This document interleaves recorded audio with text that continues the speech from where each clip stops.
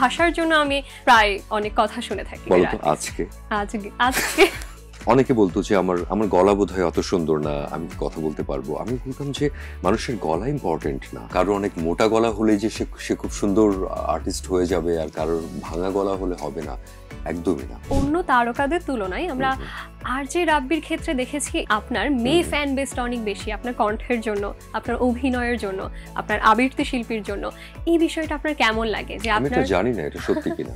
এটা আমরা দর্শকরা জানি। আমি আসলে জানি না সত্যি কিনা।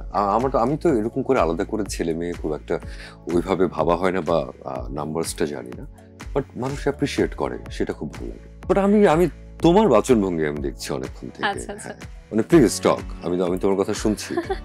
আমি বরাবরই এই ভাষাতেই কথা বলে থাকি, যদিও আমি ভীষণ ট্রোলিং এর শিকার হই।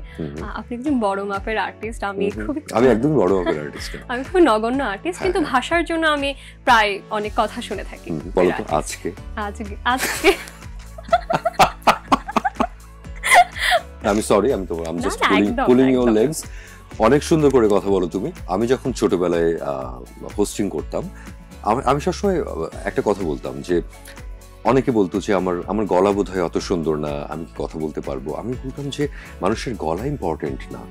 একটা মানুষ সে ব্যক্তিগতভাবে কি এবং সে কিভাবে তার কথা, তার ভাষা প্রয়োগ করছে, আরেকটা মানুষের সঙ্গে কিভাবে কানেক্ট করছে, সেটাই সবচেয়ে ইম্পর্টেন্ট ব্যাপার। কারো অনেক মোটা গলা হলেই যে সে খুব সুন্দর আর্টিস্ট হয়ে যাবে, আর কারোর ভাঙা গলা হলে হবে না, একদমই না।